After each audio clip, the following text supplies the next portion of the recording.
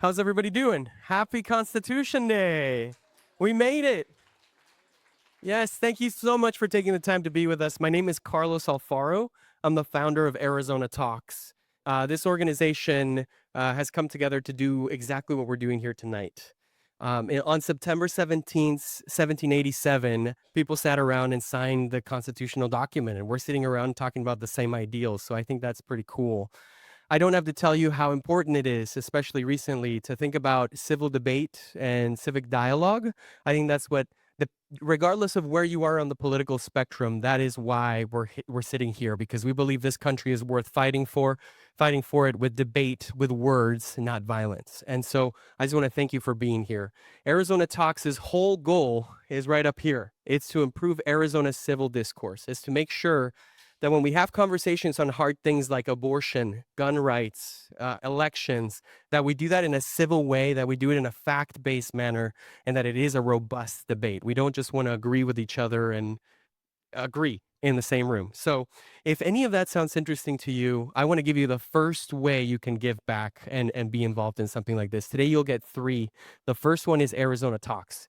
I invite you to join us as members. If you are already a member, could you raise your hand?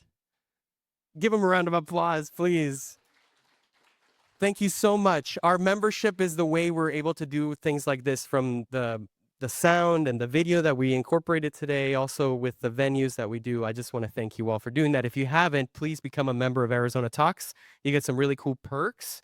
Also, I want to say that if you are a member, that you can still donate, because we are finding funding to do the rest of our fall and spring programming, and it's going to be all around the biggest issues like immigration, education, gun rights, and more. So I want to give you that as your first way to solve some of the issues that we see in our world today. So go to arizonatalks.org to find that out, and you'll actually see some of these signs scattered around everywhere. If you're on the board of Arizona Talks or volunteering today, could you raise your hand? Please give them a round of applause. These are the people that are helping us put all this together. You can talk to any of them, and they'll point you in the right direction.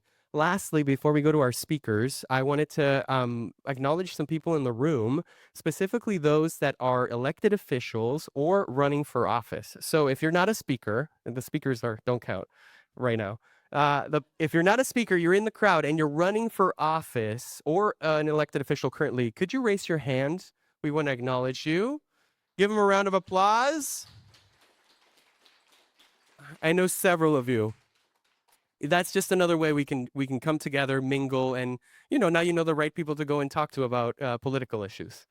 To get started, it is my honor to give welcoming remarks and a reading of the preamble to the City of Scottsdale Mayor Lisa Borowsky. Please help me welcome her to the stage. Thank you. Thank you, Carlos. It's my pleasure to be at what I consider to be almost like my home base here at Empire. And thank you for having me this evening. I've spent a lot of time here at Empire, and I'm just so impressed with these fine young gentlemen that started this venue and really this movement, I guess you can say, in Scottsdale. And they evidence what we should all be leading on, and that is sharing really the way that they live, we live, and that is through civil discourse, education, and conversation, right? At the same time, in a gorgeous venue, and having a little bit of fun while we do it. Certainly, that embodies the way I address the political landscape and what I embark to be on a full-time basis as your elected mayor of Scottsdale, Arizona. And while we didn't shout out to a couple of other people, I know we're going to not talk about the speakers, but Eric Crown is here in the house, and talk about a leader, friend, and a leader in the, especially in the Goldwater Institute, and really advancing Scottsdale, Arizona political landscape for the rights and benefits of the free, and not letting government overstep. So Eric has been involved in the Goldwater Institute. Say hi, Eric. He's like, why are you talking about me? Nice to see him as always. And with that, what's on the horizon at Scottsdale, I want to point out, Carlos, you're very much on the cutting edge of what we should all be focusing on. I would be remiss, and we all would, not to point out this tragic last week that we had, and just mention, and actually, I'd love to take a moment of silence. Charlie Kirk was not only a friend, but a leader in our city and our state. Many of you know he did live right in Scottsdale. He and his family, and they started their movement here in the Phoenix area, Tempe, and this is if there is no greater reminder of how we need to get back to a place where we can talk to each other and be in a position to say what our goals and mission is without the fear of violence. So it's especially timely that you're having this event tonight on the cusp of that tragic event. So if you'll all indulge me, I'd love to take a moment of silence and pray for Charlie and his widow Erica and their amazing children.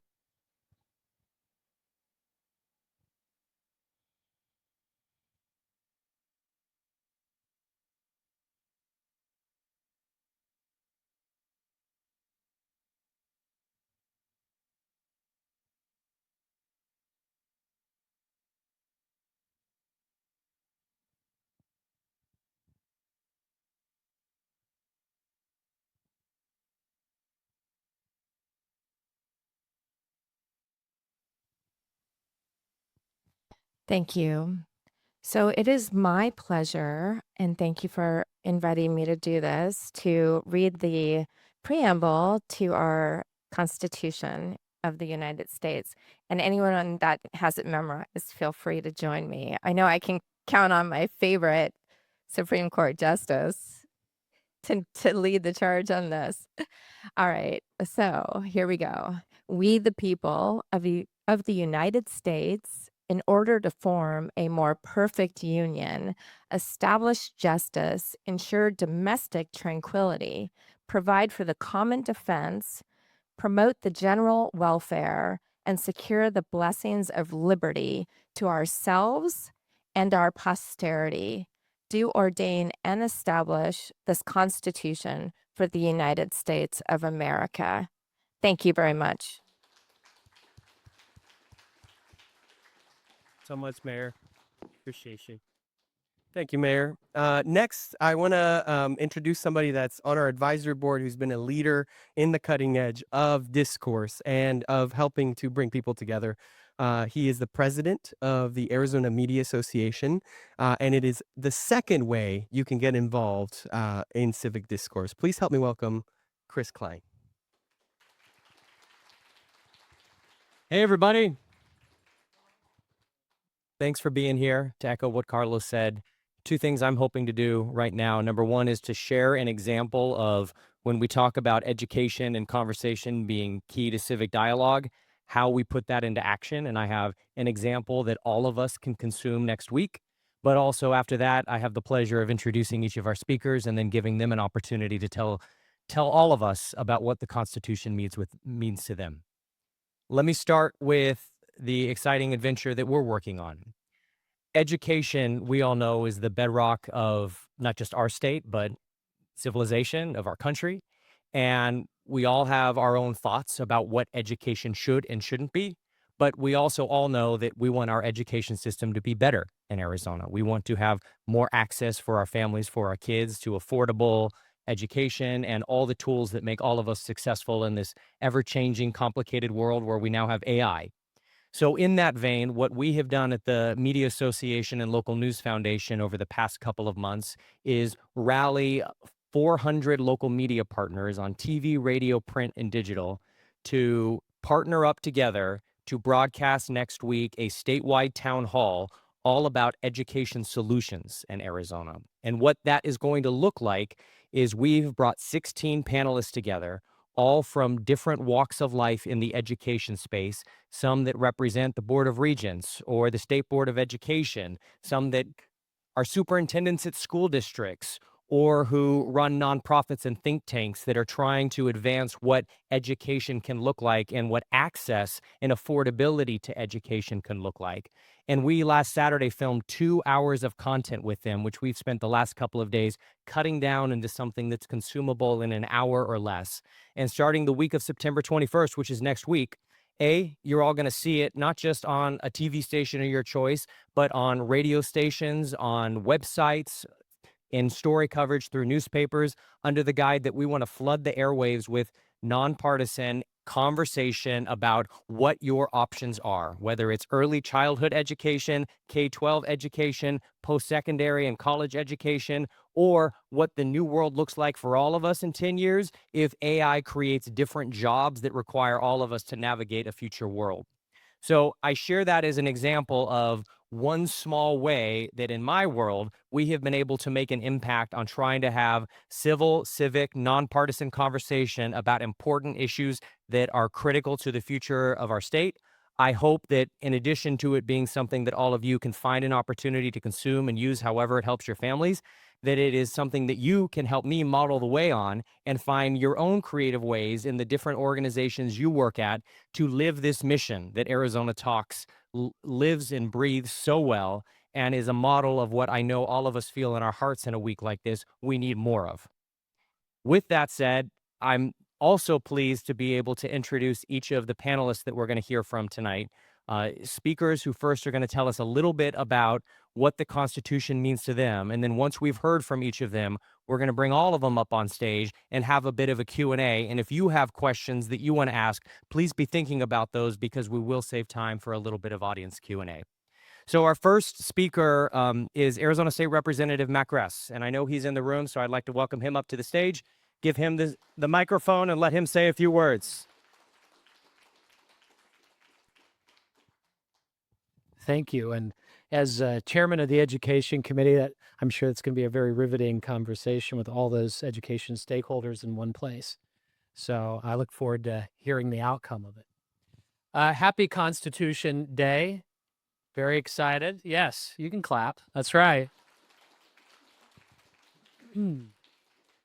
I was supposed to name my favorite constitutional amendment, and I think it's appropriate to raise a glass to the 21st Amendment, if you won't indulge me, the repeal of prohibition in the Constitution. So I don't have any alcohol. I had to be on my A game for this presentation, but there you have it, the 21st Amendment. No.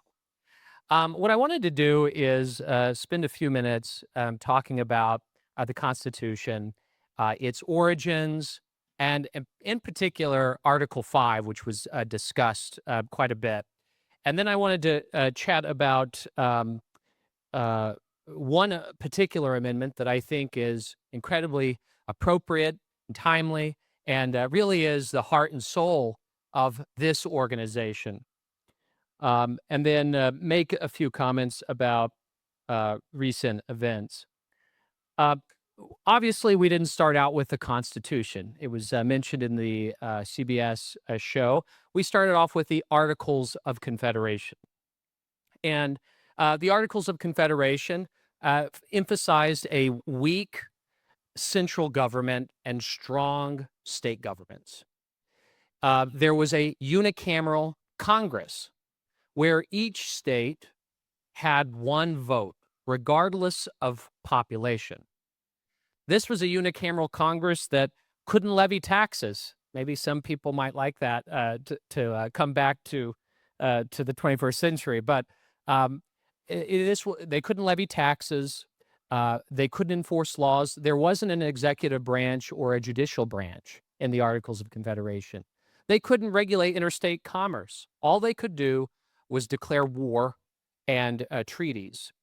And as you can imagine, with each state, I mean, even today, imagine Florida and California duking it out with, their own tariffs on each other, or a whole sorts of types of things. And that's what exactly happened during the Articles of Confederation period, is that you had all these states disputing, raising trade barriers. It was a mess. They all had their own currencies. I mean, it was really difficult to kind of bring everybody together, and it undermined the national economy. It resulted in rebellions that were interstate. It was a mess. And moreover, in order to amend the Articles of Confederation, it required unanimous consent of all 13 states. Unanimous consent. Can you imagine that? To get everybody to agree to something as significant as a national policy.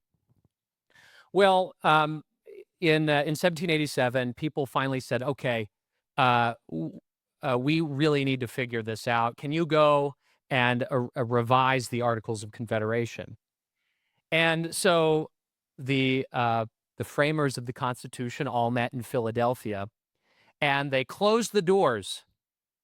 No media allowed in here. And then they decided not to revise the Constitution, the Articles of Confederation. They threw it out completely and created a brand new document. And some scholars refer to it as a conservative coup d'etat.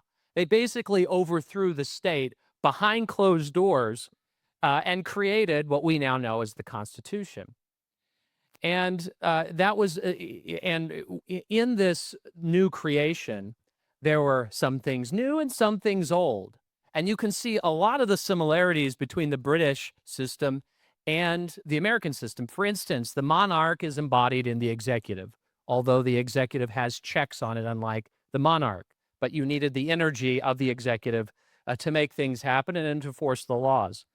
You had the aristocracy embodied in the Electoral College, which was a filter of people who would know the right people to vote for, and so you would trust them to make that decision. It was embodied in the Senate, which also was filtered out through the state legislatures, because none of us, just me, I'm enlightened enough to pick your U.S. senator. None of you, right?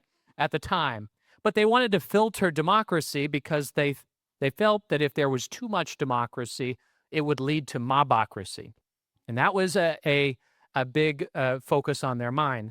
And then, of course, the House of Commons was embodied in the House of Representatives, directly elected by the people, supposed to be closest to the people. And, of course, you have the judiciary with a lot of its foundations in English common law. But one of the views of the founders is that they believed that the Constitution was a higher law. It was sacred. And set apart. It provided the rules of the game for our society, and it exceeded ordinary processes of government, ordinary legislation that requires a simple majority, ordinary executive actions, ordinary judicial rulings, that all of these would be somewhat constrained and confined by this higher document. And because they viewed it as such, they wanted to make it an awesome, as James Madison called it, an awesome responsibility to amend it. That's why we only have 27 amendments, and only 26 of them are actually substantive in nature. One of them repealed prohibition. So it didn't add anything new. It just brought back the status quo. So you need 2/3 of Congress to propose constitutional amendments, and then they needed to be ratified by 3/4 of the states. Now, at the time, the framers viewed that as actually more democratic than the Articles of Confederation, because remember, you needed unanimous consent to change the article. So they thought that this could help ease the opportunity to make those changes if they were needed. Now, you also have the Convention of the States, 3/4 of the states, and I voted to convene the states to impose term limits, for instance, on Congress, because Congress isn't going to impose term limits on itself, I think, as we've seen. But because you required this high bar, it invited consensus, but it also invited protection of individual rights and liberties. The Constitution is a counter-majoritarian document because you need a supermajority, more than just 50.1%, to make changes. And that's important because if you view the Constitution as a higher law, then it needs to be protected from the mob. And one of those amendments that needs to be protected from the mob more than ever before is our First Amendment right.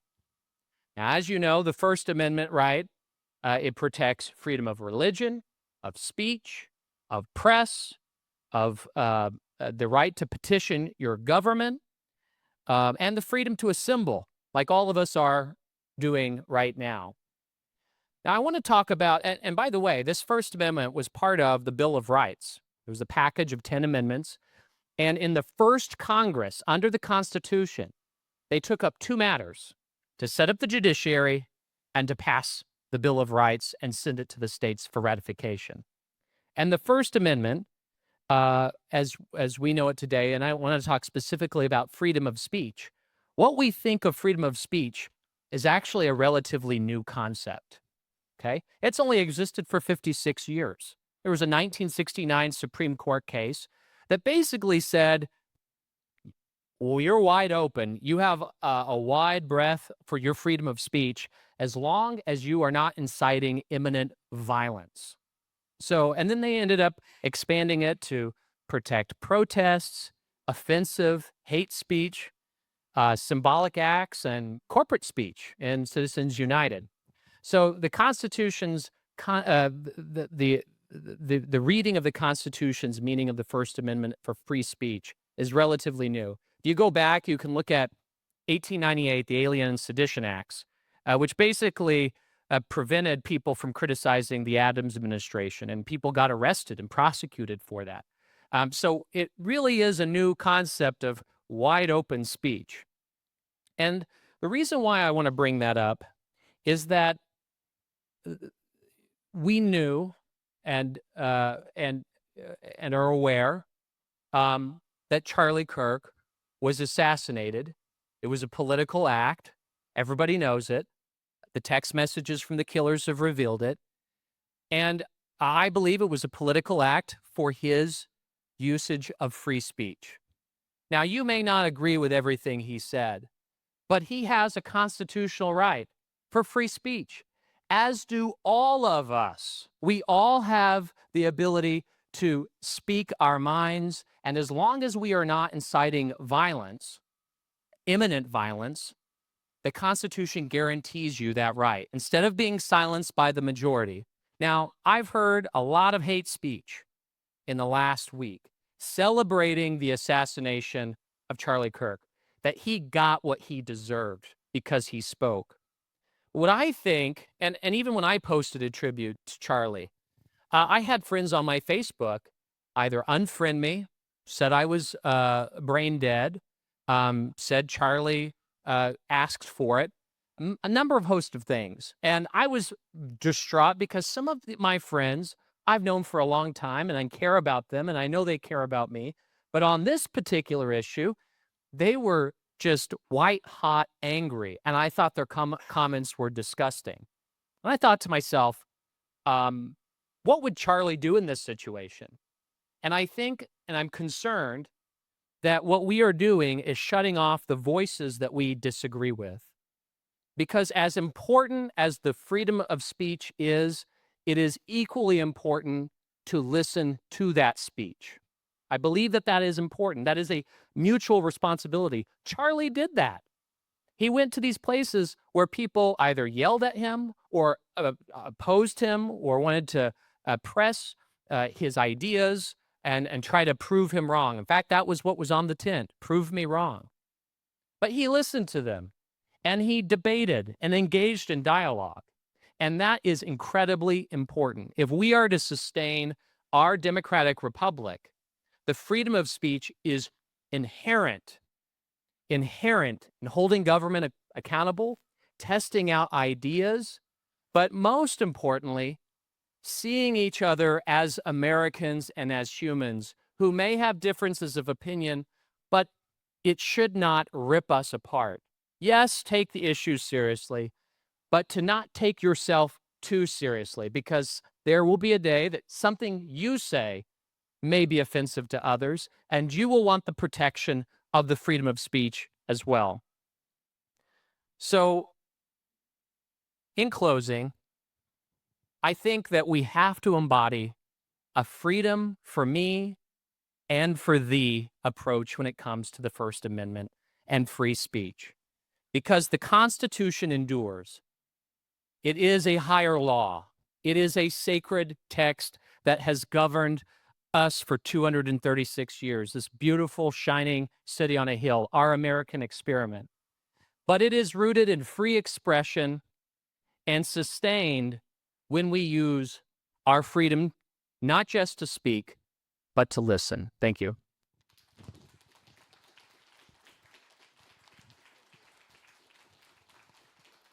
Thank you, Representative Gress.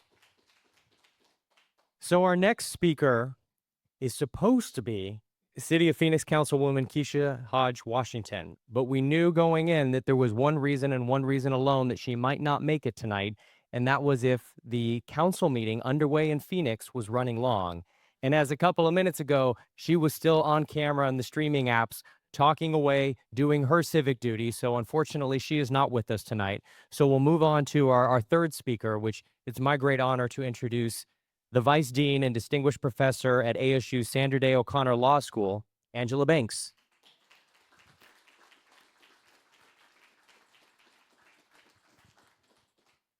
Well, thank you, and good evening, everyone. So tonight, what I wanted to talk about was the idea of what kind of responsibility do all of the members of our society have to keeping the Constitution alive? Because I do think that this is something that we all have a responsibility to do. And so first, I want to talk about sort of who do we view as members of our community and our society. And I think when we talk about making sure that the Constitution is protected, we need to think not only about citizens, but a broader group of individuals who are members of our communities. People who have deep connections, people who have deep ties, people who make contributions to our communities. And those individuals may or may not have formal citizenship status. So as a law professor, I am into the technicalities about terms. And so when we talk about citizens, it's a formal legal status. And so I just want us to keep in mind that the Constitution applies, in nowhere does it say it only applies to citizens. It talks about people. And so I want us to keep that in mind as well. And so today I want to talk about the idea that I actually got from my father, who taught when I was little. It was explained to me that he taught teachers because he was in a school of education, but he taught people who were going to be social studies teachers. And civic education is a part of that. And so when he talked about what the duty of civic educators is, he talked about it as they have a duty to help their students to know, to care, and to act. So when I think about the responsibility that we have as members of American society to keep the Constitution alive, I think we have a responsibility to know, to care, and to act. So the first, when we think about to know, it's really about what is the Constitution? What does it protect? How does it protect those things? What system of government does it create? How have the different provisions been interpreted over the years? Have those interpretations shifted over time? And if so, why? And how do we get an understanding of what these provisions mean? The second thing that I would ask is that we learn to care. And so one of the things that's important is, as was read earlier by the mayor of Scottsdale, the preamble, one of the purposes of the Constitution is to create a more perfect union. And in my mind, that is creating a society that is more just, more fair, and more democratic. And I think, as we saw from the video, the idea was not that the Constitution as it was initially written was perfect and that it got everything right. It said a more perfect union. And so I think one of the things to do is for all of us to care about actually creating that more perfect union and realizing that there is room for improvement. We may not always agree about what those improvements would be, but it's important that we all have that desire to make those improvements. And the last thing is that I would say that we have a responsibility to act. And one of the things that we need to do is think about how we can be involved in our civic communities. What are the civic engagement activities that we can do? Coming to events like this, coming to other events offered by Arizona Talks, where you have the opportunity to have conversations about issues in the public domain. Go to a city council meeting, go to a school board meeting, all the kinds of ways that you can be engaged in your community, because that's democracy in action, and that is our Constitution in action. And so I am going to end there and say that what I hope is that we can all move towards creating a more perfect union. Thank you. Thank you, Dean. So all of our speakers are exceptional, but it's always a special moment when we get to welcome a justice of the state Supreme Court to the stage. So I hope you'll join me in a round of applause to welcome Arizona Supreme Court Justice Clint Bolick. But they're so nice. I was actually going for your hand. So I did not notice there was a rise there. So it is wonderful to be with you. You may note that I am the only speaker tonight wearing a tie. And you might say, oh, that's because he's a judge and he always wears a tie. That is utterly and totally untrue. I put on my tie halfway through today because I performed my most favorite task as a judge halfway through the day today, which was to perform a wedding ceremony. And tell you, no matter how dark things might seem at any particular time, how busy your life is, doing that is just so much fun. And so I'm like, you know what? Just gonna keep the tie on. So hope you don't mind the formality. So when Benjamin Franklin was a part of this closed meeting in 1787, people were very curious about what was going on inside. And when he exited, someone came up to him and asked him, what did you decide? And what kind of government are we going to have going forward? And of course, his famous words were, a republic, if we can keep it. And the Constitution is a magnificent document. Matt did a wonderful job talking about some of the aspects of it. You know, every country has a constitution, but most countries' constitutions aren't worth the paper that they are written on. Justice Scalia used to carry in his pocket a copy of the Soviet Constitution.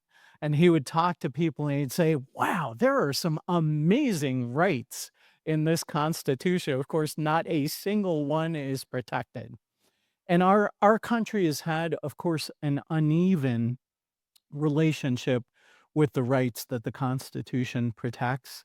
We've had some horrible court decisions over the years, but by and large, as someone who litigated for many years, always representing David versus Goliath, David wins an awful lot. And in fact, yesterday, when I was out at Eastern Arizona College to commemorate Constitution Day there, I didn't wear a flag tie. I didn't wear a Constitution tie. I wore a David versus Goliath tie because to me, that's what our nation is about. And that's what our Constitution is about. You know, we've had presidents of both parties of varying philosophies. Some of them don't like each other very much. But the one thing that all presidents have in common is that they hate the United States Supreme Court. And the reason for that is that the Supreme Court always reins in excesses of the executive branch, and of course the Congress as well.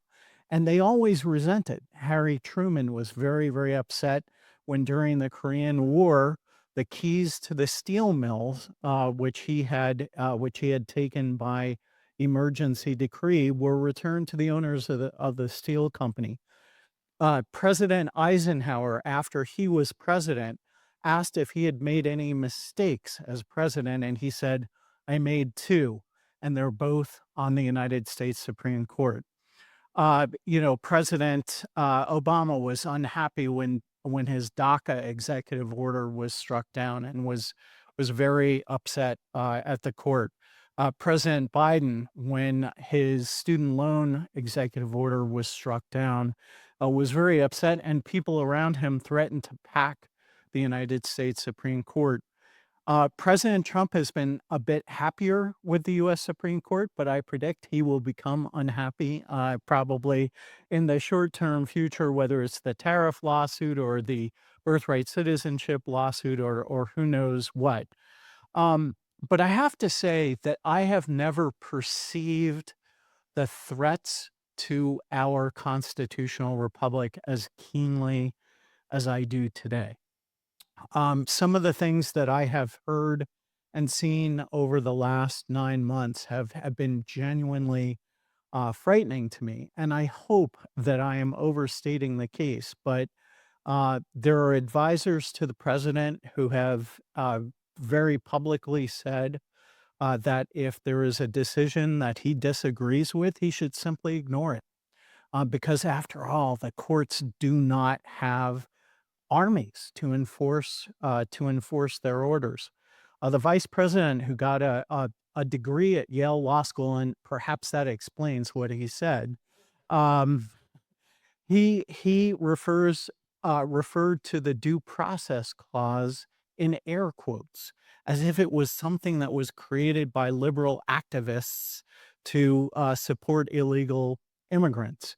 The dean is absolutely correct. I get to teach this stuff, by the way, at ASU. I am so excited about that. We happen to start the due process clause of the 5th and 14th Amendments today, and I circled one of the words in that clause: persons. All persons are entitled to due process of law. That is not a new innovation. That traces back to the Magna Carta. It is a right that we brought with us when we became an independent nation. One of the highest ranking officials in the administration threatened or said that the administration was considering suspending the writ of habeas corpus. And he said, we won't have to do it if the courts get things right. Just yesterday, many of you who are on social media saw and this, I attached myself to the comments that Representative Gress said. You may have seen the juxtaposition of Charlie Kirk saying, hate speech is speech and all speech is protected, against the words of the Attorney General saying hate speech is inappropriate and should be illegal, and we're going to go after people who purvey it. We don't like hate speech, but the U.S. Supreme Court and great legal scholars from time immemorial have said that the antidote to speech that we don't like is more speech. And that is why I love this organization and other venues of civil discourse, including the law school that I get to teach at part-time, because they are exemplars of civil discourse. The message that I have for you tonight is, if the threats that I perceive are in fact real and not just rhetoric, and I hope they are just rhetoric, is that we are all in this together. You may have seen also on social media, obviously I spend way too much time on social media, the memes from the right and left saying the other side is responsible for the majority of political violence. And my reaction to that is, so what? It is all bad. We need to condemn it. And we need to protect the freedom of speech of everyone, especially those with whom we disagree, because we want them to have our backs when our freedom of speech is jeopardized. The rights in the United States Constitution are universal. They belong to each and every one of us. And when one person's rights are violated, all of our rights are undermined. Do we have to agree with people all the time? Absolutely not. But we must defend each other's rights. If you had told me even a couple of months ago that I would commend a video from this particular political figure, I would have said the world would have to be upside down for me to do that. And the world is upside down in so many ways. And that is to recommend, and some of you have probably already seen it, the video tribute that Senator Bernie Sanders taped in the wake of the horrible assassination of Charlie Kirk. And he made these very, very same points. You don't have to attach yourself to the messenger. Just attach yourself to the message because it is universal and it is absolutely resonant. You know, when Hitler took over Germany, we were able to win not just the war, but hearts and minds of people all over the country because we were the expositors of freedom. And we had a constitution that was meaningful and that protected the rights of all people. And as a result of that, we actually made it more meaningful for more of our people. When I see the threat from China right at the moment, it is existential, and we have got to be able to combat threats from places like China and Russia by showing, just as Ronald Reagan did so effectively, that we are better, not because we are wealthier, not because we are smarter, but we are better because we are free. And that means safeguarding the Constitution and never giving it up for momentary political gain, whether we're liberal or conservative. Those of us who value civil liberties, in my view, whether on the left or the right, at the moment have more in common than the momentary political differences that divide us. The words of the preamble that resonate with me the most at the moment are to secure the blessings of liberty for ourselves and our posterity. I always think that Americans owe one debt for being Americans, and that is to leave a country that is more free than the country we inherited. With that, happy Constitution Day. God bless, and let's go get him.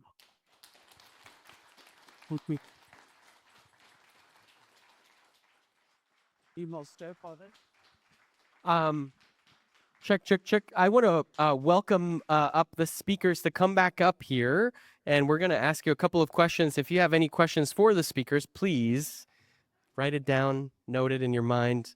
So if you guys can come up and take a seat. Meanwhile, I'm going to give you the third and last way to get involved civically for civil debate. And one of those ways is the Arizona America 250 Commission. I am so honored to welcome the executive director and my friend, Laura Terech. Well, I'd like to tell a little story about Carlos. A couple weeks ago, we were on a call together, and he asked, is anyone doing anything for the 250th as it relates to Constitution Day? And I said, not that I know of. And he said, I can do something. Let's give it up for Carlos and Arizona Talks. Putting together this incredible panel of friends and people I respect so much. So my background, I taught kindergarten and second grade here in Arizona. I served in the state legislature, and now I've moved over to the executive branch. So when my kindergartners would come in the classroom, I would greet them and say, hi, friend. And when I was knocking on doors with Mr. Gress here, I would say, hi, neighbor. And now I get to say hi to my fellow Arizonans and my fellow Americans. So it's an honor to be in this room with you. This is a fascinating time in our country to think about, what does patriotism look like for me? How do I want to mark the semi-quincentennial coming up next year? I feel like I have the best job in the state. We are tasked with all of the statewide public programming for the 250th. That's our logo up top there. It's called Arizona Land of Dreams. We held a statewide logo contest and invited talented Arizonans from across the state to submit their entries. The commission chose 10. We have one of our commissioners, Jay McCall, here tonight, and this was our winner. Our winner just happened to be a 17-year-old high school student named Riley Hammett. And here's what's just gives me chills every time. I had someone reach out to me the other day and they said, we're putting together an exhibition for the semi-quincentennial. Can you send us some collateral from Arizona, something small? And I said, I absolutely can. Let me send you this sticker with Riley's logo on it. Then I had the distinct pleasure of texting Riley's mother and saying, Brooke, something your daughter made because she was bored in class one day is now on its way to the Smithsonian Museum of American History.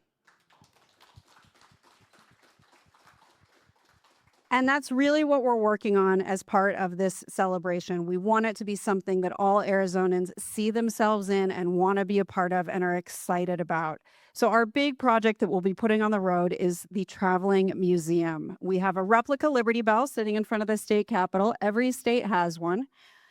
Ours sits rather unceremoniously on 2 railroad ties. I know we can do better than that. So as we take the Traveling Museum on the road, our partners at Sun Construction are going to be installing a beautiful brand new copper base for that bell.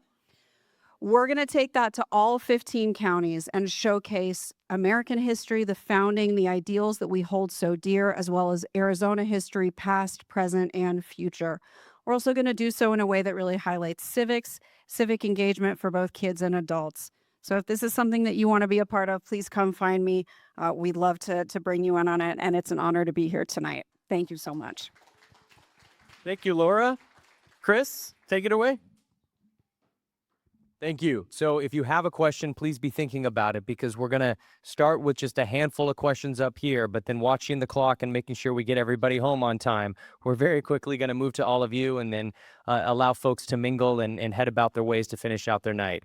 The question for the 3 of you I'm hoping we can start with is just the fundamentals of this week. And in our own ways, everybody feels it.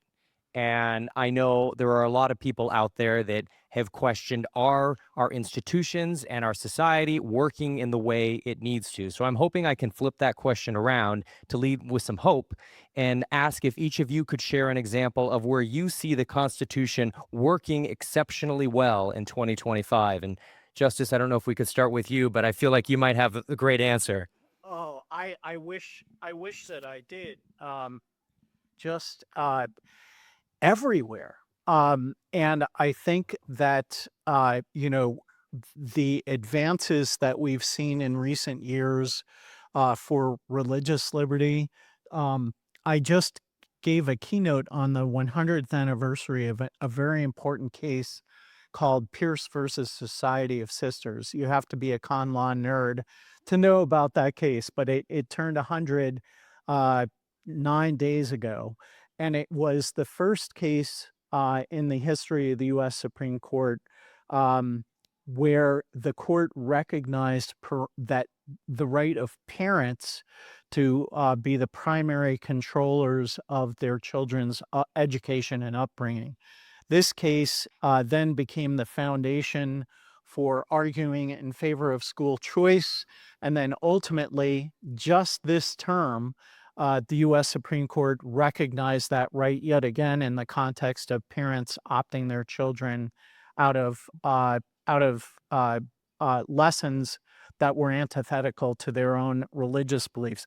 That's just one of so many examples that I can think of. I just happen to have talked about that very case, but it shows that the continuity and consistency of American law, especially the good parts of American law, where a case from 100 years ago that established a very fundamental baseline principle would still be relevant today in a way that we would decide a case based on that. And I do have to say, the Arizona Supreme Court protects not only the rights under the U.S. Constitution, but the even greater rights that are provided by our state constitution. Thank you. Review. Yeah, so I think I'm an immigration scholar. And so one of the ways that I see the Constitution alive and well is the role that the courts are playing right now and the lawyers who are making challenges on based on due process. And the courts are really looking at what due process requires, looking at that language that it applies to all persons and making rulings. And so you see the Constitution alive and working, I think, in our court system.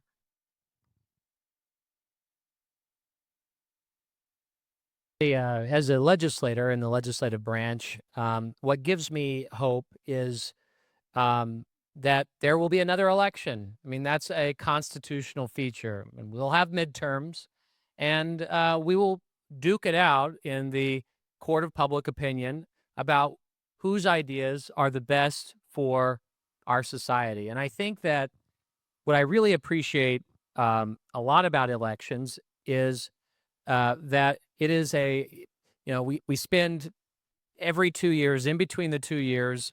I remember hearing a scholar, I'm blanking, Cornell West. He said, "We are miserable, terrible human people. We lie, we cheat, we steal, and then every 2 years the election comes around, and we are better angels. When we vote, we're voting for something aspirational. We want something better.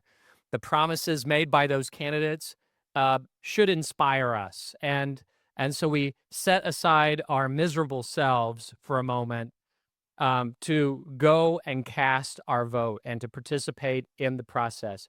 Maybe it's to get off of the mailing list and to have people stop knocking on your doors. But I really value it. It brings me optimism and hope every 2 years when we get to vote in our electoral process. That's great. I want to take the hope question one other way, and then we'll open it up to the floor. I think all of us want to feel empowered in the world right now to make a difference. And it can be hard to figure out what can I do to help support more civic conversation and to just support a world where we all have human conversations in the way that we all crave. I'm curious if you can impart any wisdom or advice for all of us to share with our friends and family of something tangible you would say, please go do this because this can make a difference on the one-to-one level. Anybody that wants to go first, please, and the rest of you can think while the first one goes. I'll just say this. Don't unfriend the friends on Facebook or stop following the Instagram people just because they said something you disagree with. That is one small act, but it is a major act because, again, free speech sometimes will make your blood boil, but they're also Americans, and they're also going to say things sometimes that make you think and reflect. So I really do recommend that. Laura and I, we knock on doors, and we knocked on doors. I remember reading an article. Someone was following Laura Terech on the campaign trail, and she got doors slammed in her face. But the highest form of respect we can pay on the campaign trail is to come to your door. That is us respecting you. And I would just say, even if I disagreed, even if I got the door slammed in my face or, was told to go somewhere else, in not a good place, I still said, you know what? I did the right thing. I stood there. I listened. I made myself available. And it's happened to me, I've knocked on the same door in the next cycle, and the person wants to have a conversation. So please, please, please keep your friends. They'll come around. And if they don't, it doesn't matter at the end of the day because there are things that brought you together to begin with, and you should hold on to that.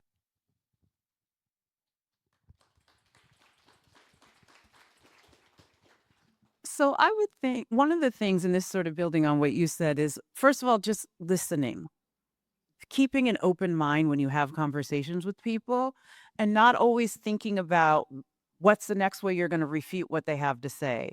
Or you have 3 bullet points in your mind and you're just waiting for them to stop talking so you can make your point. Actually listen and take a moment to hear what they're saying. In therapy, they always say, repeat back what you heard.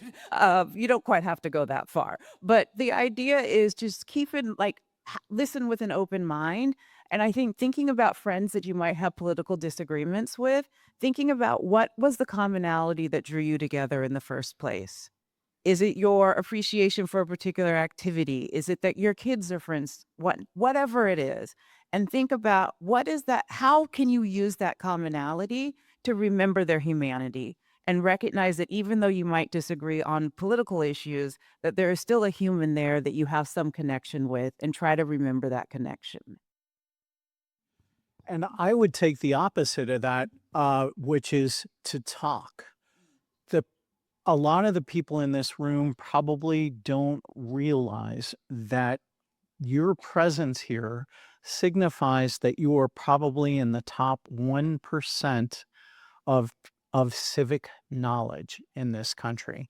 Now, that is not just to flatter all of you, that is also to talk about the dismal state of civic knowledge in our society. And I would ask all of you to be mentors to your friends, to your children, to your neighbors, to the people who you worship with, because chances are two things. First of all, you're more informed about issues and processes, and they are going to look to you for guidance on those things. And second of all, and I hope this is true, and I'll bet it's true, you probably have more sources of information than other people expose themselves to. And that's one of the things that's changed in our society is the siloization of information. You simply get it from the sources that reflect back your own viewpoints. That is deadly to a civil society. So if you hear somebody say something that's just shockingly wrong, please use your own credibility with them to encourage them to explore other ideas.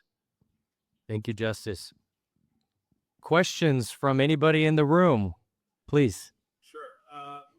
So in the preamble, right, the framers referred to securing the blessings of liberty for ourselves and our posterity. So who do you think the framers would have seen as their posterity, and maybe the word? And also, I guess, like, how does that color your attitude towards who the Constitution is for? You're gonna start this one? Okay. So let's start off with a real easy one. So this is one of the things that I think is that can cause people to have a complicated relationship with the United States of America and our founding documents. Because while we heard in that video that they decided, that there was a decision to not mention slavery, there was a 3/5 compromise. African Americans were not viewed as citizens. And so when they may have written that posterity, they may not have been thinking about African Americans. But then we get the 14th Amendment, we get the grant of citizenship. So we see things evolving over time. And so I do think you have to read the Constitution as a document that has evolved over time, and think about the principles that may have been guiding our founders, and think about it in an expansive way, because I look at the Constitution and I see it as a guide and a really important foundational document for our society that we can all point to. And there's agreement that these are the rules that we're going to live by. And so I think it's important to keep that sort of high vision of the Constitution in place and recognize that our founders were not perfect. They recognized that they were trying to build a more perfect union. And over time, we have gotten closer and closer to that. So, your specific question about who they meant in terms of their prosperity, maybe not me, but, generations later, it does include me. I quoted Ben Franklin before in a very, very positive way. I'll now quote him in a really negative way. Even though he was one of the most enlightened men ever to walk the streets of this wonderful country, he was passionately anti-immigration. And the immigrants he was most concerned about in Pennsylvania were Germans. And same. And so, I mean, perspective changes over time, right? But one of the famous things he said about immigrants and why we shouldn't have German immigrants in Pennsylvania is they will no sooner adopt our language than they will shed their skin color. Germans were actually perceived as having a different skin color at that time, which is just shocking. But when he talked about posterity, I don't think that he had a solid vision in mind. Rather, the eternal principles that would endure no matter what our country looked like.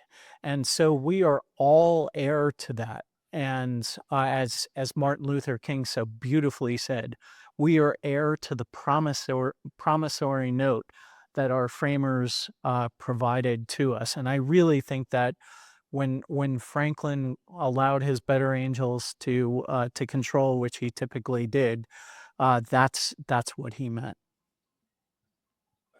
I saw some other hands up there. Sir. It reminds me when you say German. My great grandmother required that people speak German to her in her home. And that She could read English, but my question is, do you equate speaking hate to calling fire in a theater? To me, that's the way it appears. So the answer, and Matt, notwithstanding not going to law school, gave exactly the perfect answer to that question.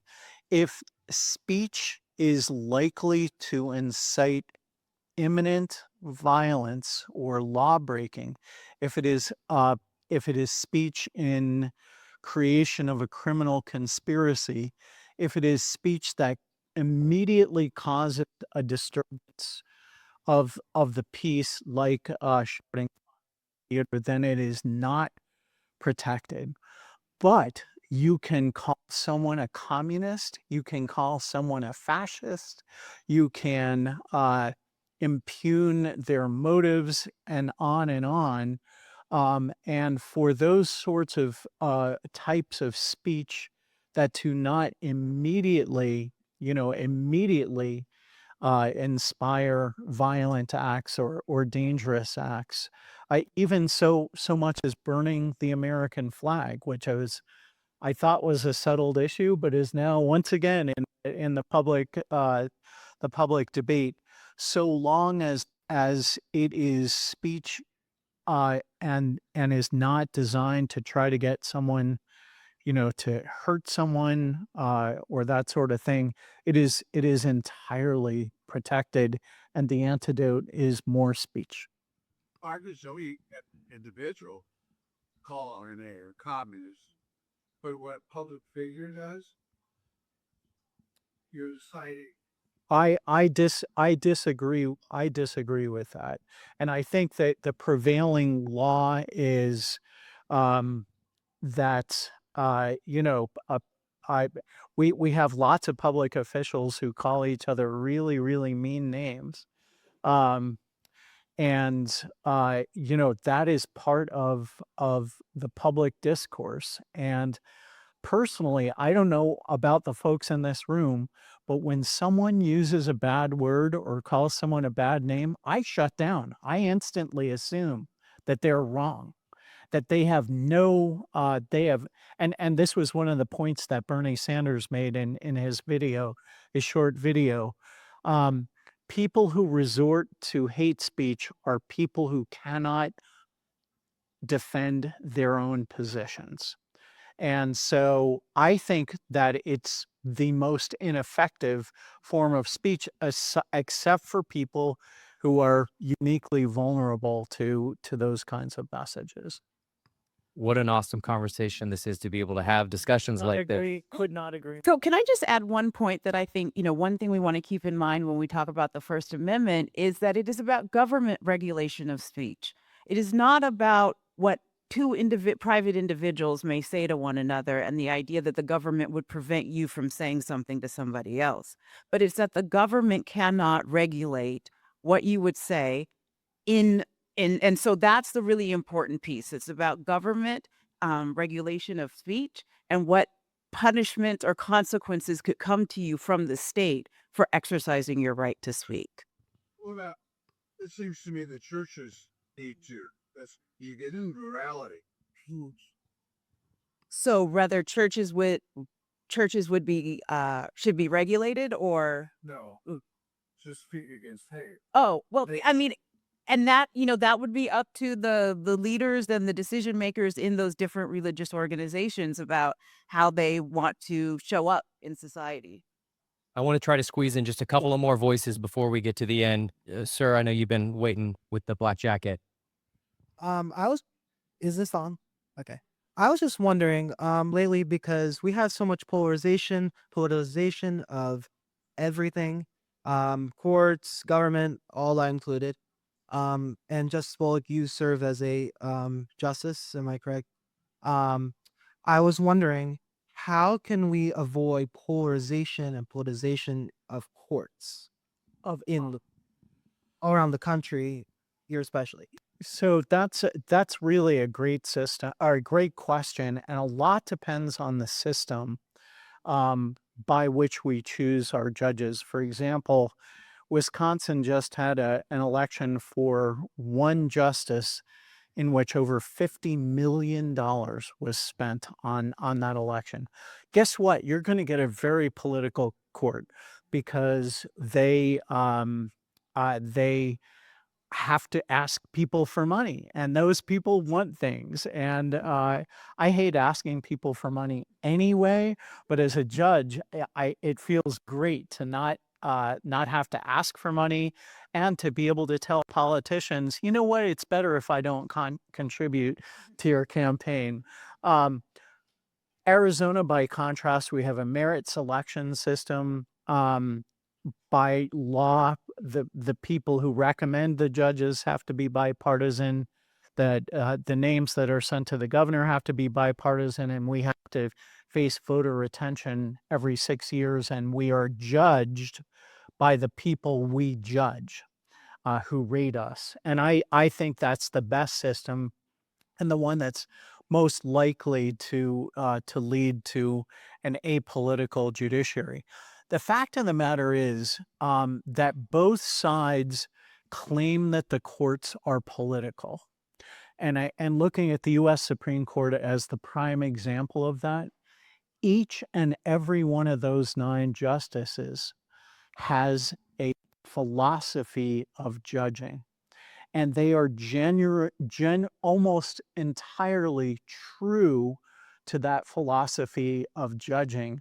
And one example that I would give in terms, and that's not always true, but it's true a lot more than in most, if not all, judicial systems around the world. And the best example that I can give is following the 2020 election.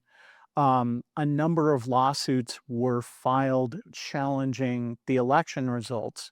To my knowledge, not a single judge that President Trump had appointed voted in favor of his position. That, if you go to Russia, trust me, they're all going to be going for Putin, right?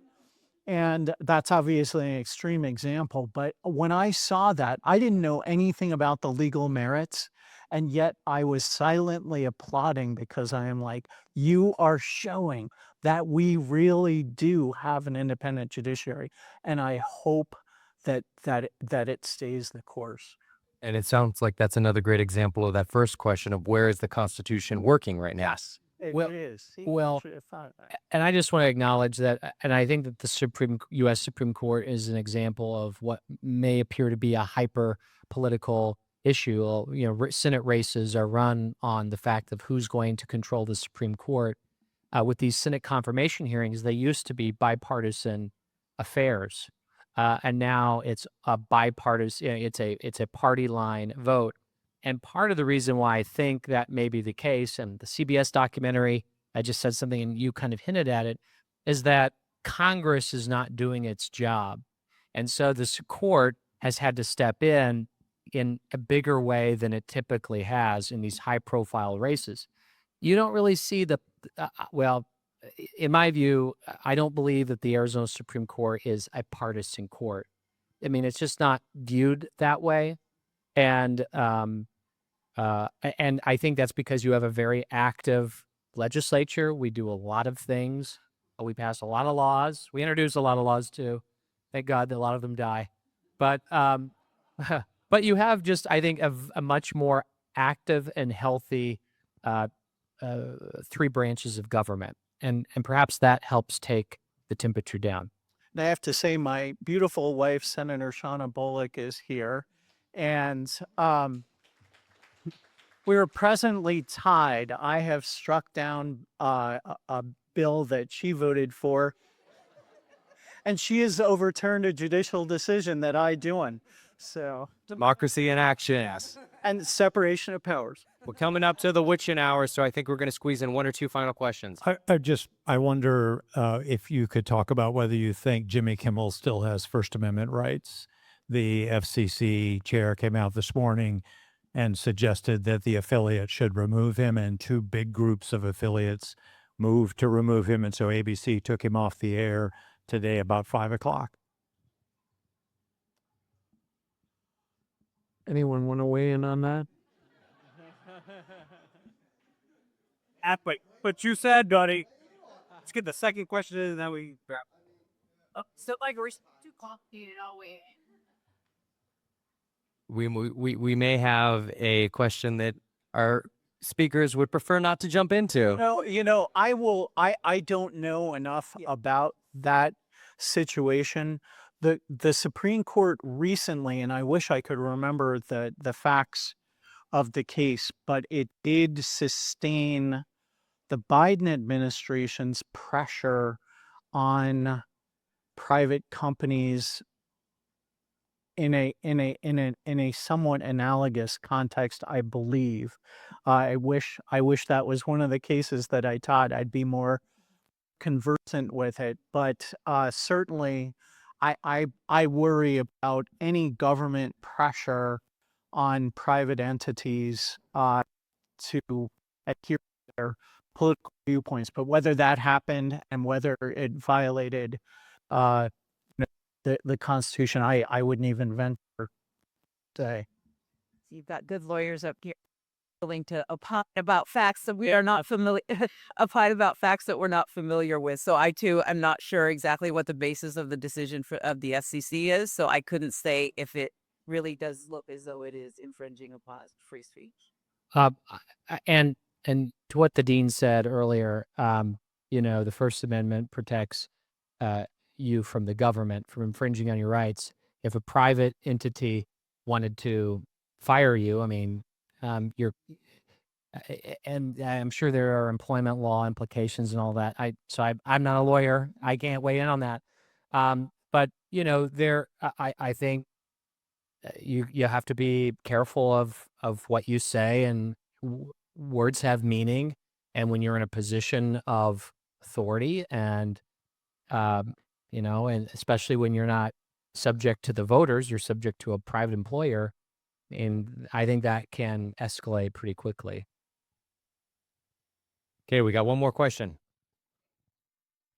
So when I was in my 20s, I worked in D.C., and all I wanted was to get to Arizona. I wanted to move to Arizona.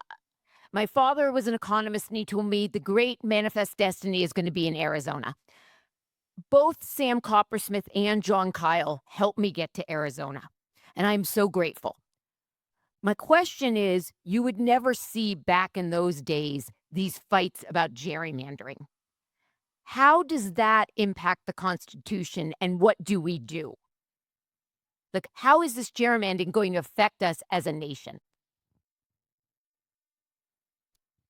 Well, gerrymandering is as old as time. I mean, named after Eldridge Gerry in Massachusetts. I was just there for NCSL, and there's this big portrait in the state capitol of him, and he drew this, I guess, salamander-looking congressional district. So I think it's as old as time. But what I am concerned about is, and I've seen Republicans introduce measures in the Congress about this, of like keeping the maps I mean, my understanding of gerrymandering, or I mean, gerrymandering happens no matter what. You can't get rid of that. But when you redraw the maps, now my old school understanding was that you do that every 10 years to reapportion based on population. And so there's a legitimate reason why you need to open the maps up, just to make sure one person, one vote, that factors at play. So this is I don't know if it's unprecedented, but it is, it is interesting to see Texas, which has the legislature and the governor have exclusive authority over the maps. And then you have California coming in and saying, well, we have a Citizens Independent Redistricting Commission, as do we in Arizona. We're going to ask the voters to throw that out. And the Citizens Independent Redistricting Commission's gerrymander too. They do it. There's just a better guise of apolitical actions. But it's interesting there. Then you saw what happened in Missouri. New York is taking a look at this. I think they're going to proceed forward. So it's kind of this tit for tat across the country. And I think that's it's permitted. The legislatures are given the power to do that. I know that there are certain confines with the Voting Rights Act and some other things, but the Supreme Court has, in recent years, given the legislature more and more latitude and less federal oversight in doing that. But the Constitution does give the legislatures that right with the time, place, and manner. I think that's what it's called. And here I lauded this of selecting judges here in Arizona. So after the 2020 census and the commission redistricted the lines here, we actually set aside time on our calendar to deal with the inevitable lawsuits challenging our district lines. We sent our law clerks to train on line drawing and all of that, and it never happened. The lawsuits were never filed, neither the Democrats nor the Republicans. And I'm like, they must have done a good job. I think we're going to overturn that being the last question and sneak in one final one. Okay, no pressure. Thank you all for being here. So I read this week by Ta-Nehisi Coates. He wrote, "Words are not violence, nor are they powerless." So in the context of our discussion around the First Amendment, something that I've really been marinating on this week is, how do we foster more curiosity and humanity to those who disagree with us or who we perceive to have different opinions? And if you have anything to share, how you've maybe seen that recently within your respective circles, or advice on how all of us here tonight could take that away from this evening. I think it's about exercising. Like I read the New York Times and the Wall Street Journal, and I read, and you can see the differences in approach. But I want to see I'm a Republican. I want to see the left of center perspective on a particular issue, whether it's Israel and Gaza, whether it's Charlie Kirk, whether it's Pam Bondi and what she has to say about things this week. But I think it's just about putting yourself in that situation of feeling uncomfortable. And the more that you do it, the more resilient you become. And when you're in these spaces, being able to have that dialogue and figuring out the right words to say, because it's not always easy. And you don't want to, for lack of a better word, trigger another person, which is easy to do if someone feels just so passionate about it. But being patient and knowing that each interaction, you build trust, and and eventually I think you might be able to have that conversation with your parents at Thanksgiving or Christmas or grandma or grandpa. But I think it's just about training yourself. You only have control over yourself. So putting yourself in those uncomfortable positions, I think, just builds that grit to withstand things that just make you roll your eyes and make your blood boil.